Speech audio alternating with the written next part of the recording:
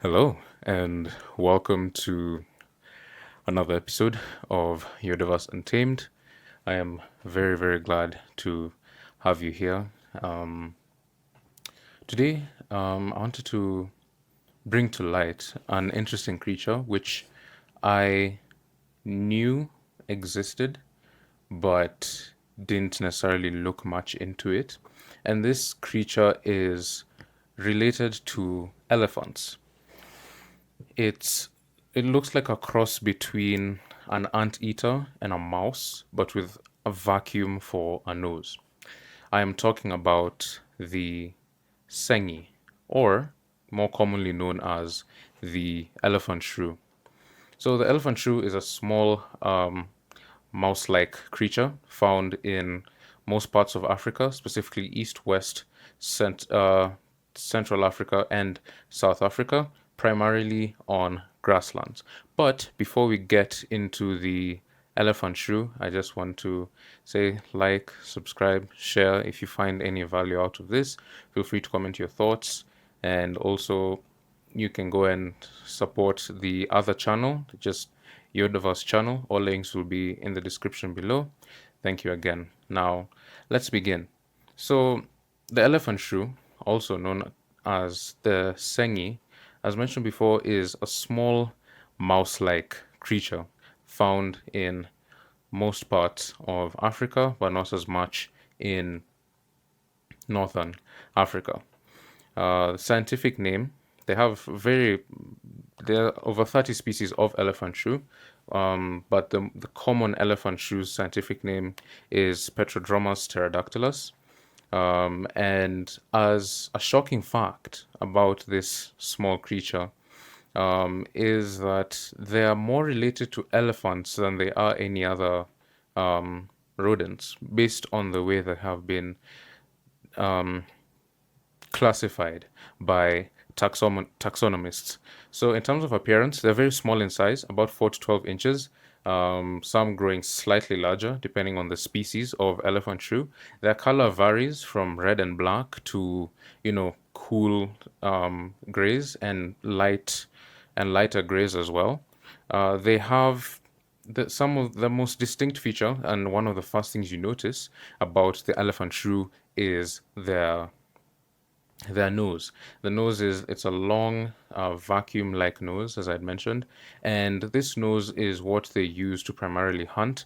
Um, in terms of diet, they eat a variety of things, mostly invertebrates, so insects like beetles and moths if they can find, and spiders, and that is the use of the nose.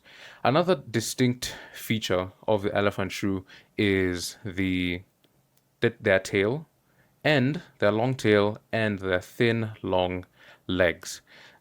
These long legs allow them to propel to great speeds, which I'll get into shortly. In terms of their behavior and adaptations, they're mostly solitary in regards to their social structures. They're more solitary and they only pair for breeding, which is a very short season as well.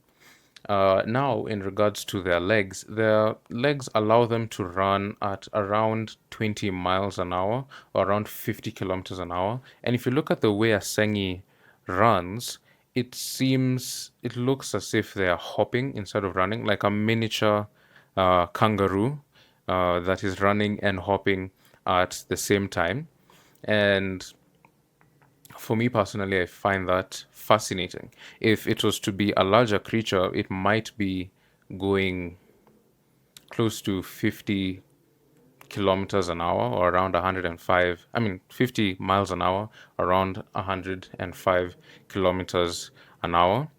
And here, I want to share with you some relatively unknown or fun facts about this creature. They're technically, based on the way shrews are classified, they are not shrews. They are more related to elephants, aardvarks, and hyraxes. A hyrax being, again, a small African rodent that we'll probably talk about in future episodes. So they're more related to elephants, hence the name elephant shrew. Unlike most shrews, they're not directly related to rodents like otters, capybara, and rats and mice.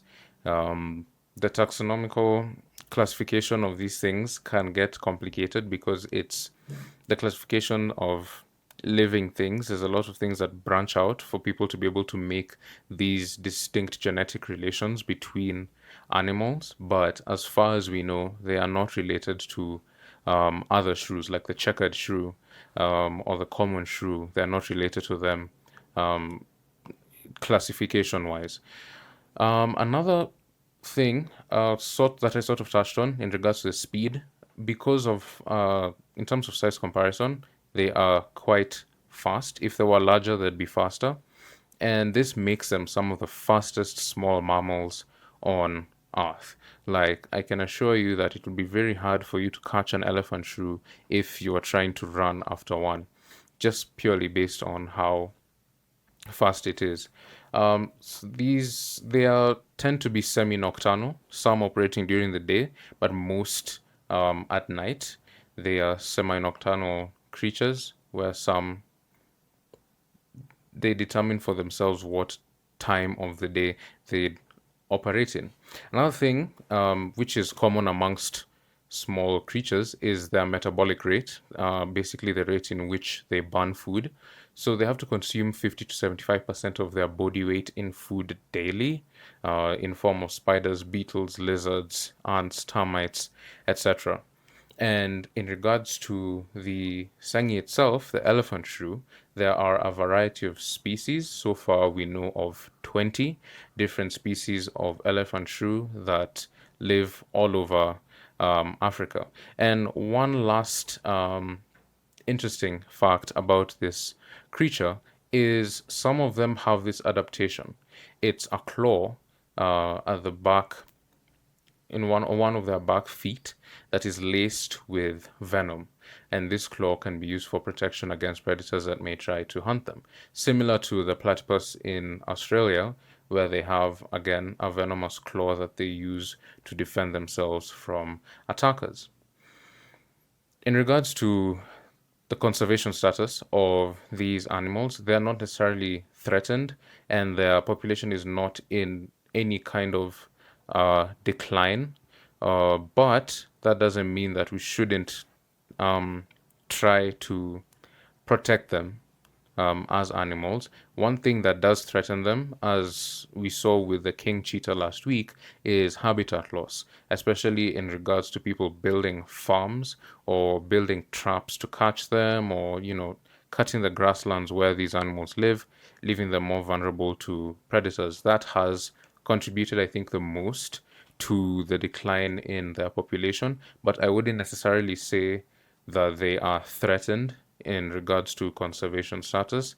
They will be here for a long time. They're not as threatened as animals like the lions or the cheetahs or other African animals whose population dwindles by the thousands yearly.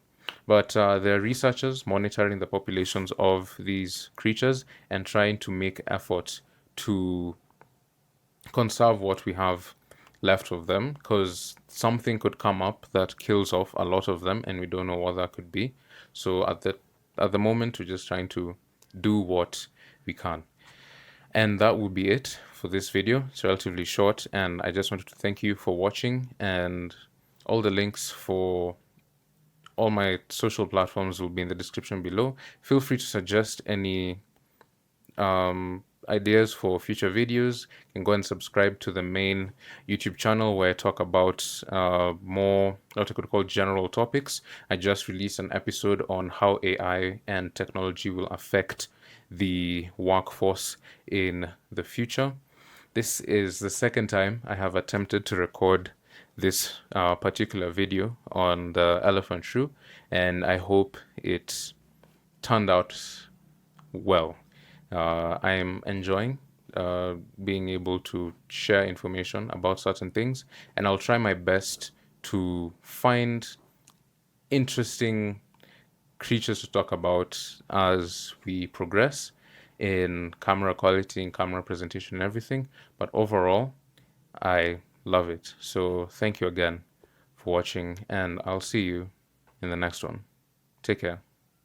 Goodbye.